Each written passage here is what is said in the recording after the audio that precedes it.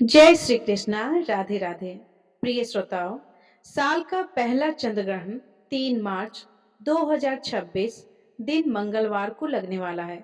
यह चंद्र ग्रहण भारत में कितने बजे लगेगा, इसका समय क्या रहेगा और इस चंद्र ग्रहण का सूतक काल कब तक लगेगा और भारत में इसका सूतक काल माना जाएगा या नहीं माना जाएगा और चंद्र ग्रहण कहाँ-कहाँ दिखाई देगा, क्या यह भारत में दिखेगा या नहीं और भारत के अलावा और किन-किन देशों में यह चंद्र ग्रहण दिखाई देगा। साथ ही आपको बताएंगे कि इस चंद्र ग्रहण के समय गर्भवती महिलाओं को कौन-कौन सी सावधानी रखनी चाहिए, उन्हें इस दौरान क्या करना चाहिए और क्या नहीं करना चाहिए, उन्हें कौन-कौन से उपाय करने चाहिए ताकि उनका होने वाला शिशु एकदम पूरी तरह सुरक्षित रहे।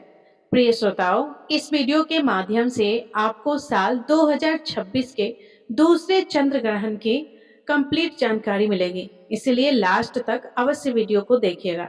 प्रिय श्रोताओं, साल 2026 में कुल 4 ग्रहण लगने वाले हैं, जिनमें से 2 सूर्य ग्रहण और 2 चंद्र ग्रहण हैं और इस साल का पहला चंद्र ग्रहण 3 मार्च 2026 दिन मंगलवार को लगेगा। आपको बता दें कि ज्योतिष शास्त्र में चंद्र ग्रहण को अशुभ घटना के रूप में देखा जाता है। चंद्र ग्रहण के दौरान चंद्रमा पीड़ित हो जाता है। इस समय चंद्रमा की शक्ति एक प्रकार से छीन छीन हो जाती है और इसीलिए इस दौरान कई कार्यों को वर्जित माना गया है, खासतौर पर शुभ कार्यों को। दोस्तों, चंद्र ग्रहण एक खगोलीय घटना है जो पृथ्वी, सूर्य और चंद्रमा के माध्यम में आ जाती है, तब चंद्र ग्रहण होता है। आपको बता दूं कि 3 मार्च को लगने वाला चंद्र ग्रहण फाल्गुन मास के शुक्ल पक्ष की पूर्णिमा तिथि को लगेगा और बता दें कि 3 मार्च को लगने वाला चंद्र ग्रहण खगरास चंद्र ग्रहण है, यानी यह पूर्ण चंद्र ग्रहण है। इसमें पृथ्वी चंद्रमा को पूरी तरह से ढक लेगी। चलिए अब जानते हैं कि यह चंद्र ग्रहण कहाँ-कहाँ दिखाई देगा। तो आपको बता दें कि यह चंद्र ग्रहण भारत में दिखाई देगा। यह चंद्र ग्रहण भारत के हर शहर में देखा जा सकेगा और भारत के अलावा यह चंद्र ग्रहण रूस, चीन, जापान, यूरोप, बांग्लादेश, नेपाल आदि कई देशों में देखा जाएगा। बात करें भारतीय शहरों की, तो भारत में कई सारे शहरों में ब्लड मून दिखाई देगा। पूर्वी भारत के राज्यों जैसे असम, मणिपुर, नागालैंड, मिजोरम और अरुणाचल प्रदेश में यह दृश्य अधिक स्पष्ट और प्रभावशाली रहने की संभावना है। गुवाहाटी, आइजोल, ईटानगर और कोलकाता जैसे शहर में चंद्रमा का लाल रंग ज्यादा समय तक नजर आ सकता है। दिल्ली, मुंबई, बेंगलुरु, चेन्नई, जयपुर और लखनऊ जैसे शहरों में ग्रहण का आंशिक चरण दिखाई देगा। चलिए अब जान लेते हैं कि यह चंद्र ग्रहण कितने बजे लगेगा। तो प्रिय श्रोताओं, भारतीय समय के अनुसार इस चंद्र ग्रहण का प्रारंभ 3 मार्च 2026 को दोपहर 3:20 पर होगा और खगरास का प्रारंभ शाम 4:34 पर होगा और यह ग्रहण का मध्य शाम में 5:04 पर होगा और खगरास की समाप्त शाम 5:33 पर होगी और इस चंद्र ग्रहण की समाप्ति शाम 6:47 पर होगी। कुल मिलाकर 3 घंटे 27 मिनट तक यह ग्रहण रहेगा।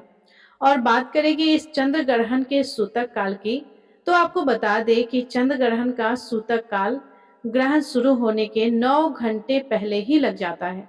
इसीलिए जिन देशों में यह चंद्र ग्रहण दिखाई देगा, वहां पर सूतक काल मान्य होगा, क्योंकि यह चंद्र ग्रहण भारत में दिखाई देगा। इसीलिए इस चंद्र ग्रहण का सूतक काल भारत में माना जाएगा। और बात करें कि सूतक काल के समय की, तो आपको बता दें कि इस चंद्र ग्रहण को सूतक काल की शुरुआत 3 मार्च 2026 की सुबह 6:20 पर हो जाएगी और सूतक काल की समाप्ति ग्रहण के साथ ही 3 मार्च 2026 की शाम 6:47 पर होगी। प्रिय श्रोताओं, भारत में सूतक व ग्रहण काल के सारे नियम मान्य होंगे। भारत में रहने वाले लोगों को इस चंद्र ग्रहण के समय विशेष सावधानी बरतनी होगी, खासकर गर्भवती महिलाओं को उन्हें ग्रहण के दौरान विशेष सावधानी रखने की सलाह दी जाती है। चंद्र ग्रहण के दौरान कुछ नियमों का पालन करना बेहद जरूरी होता है, क्योंकि चंद्र ग्रहण का प्रभाव हर किसी के जीवन पर पड़ता है, खासकर गर्भवती महिलाओं को इस समय विशेष सावधानी बरतने की आवश्यकता होती है, क्योंकि ग्रहण का सीधा प्रभाव गर्भ में पल रहे शिशु पर पड़ता है। इसीलिए चंद्र ग्रहण के समय गर्भवती महिलाओं को चांद की रोशनी में नहीं जाना चाहिए और अपने गर्भ में ग्रहण की छाया ना पड़ने दें। और साथ ही चंद्र ग्रहण के समय गर्भवती महिलाओं को ज्यादा से ज्यादा भगवान का ध्यान करना चाहिए। आपको धार्मिक ग्रंथ पढ़ना चाहिए। आपको ग्रहण देखना भी नहीं चाहिए। ग्रहण के समय आप किसी बात की टेंशन भी ना रखें, क्रोध ना करें और झुककर कोई भी कार्य ना करें और भूल कर भी ग्रहण के समय चाकू, कैंची या किसी भी तरह की नुकीली चीजों का इस्तेमाल ना करें।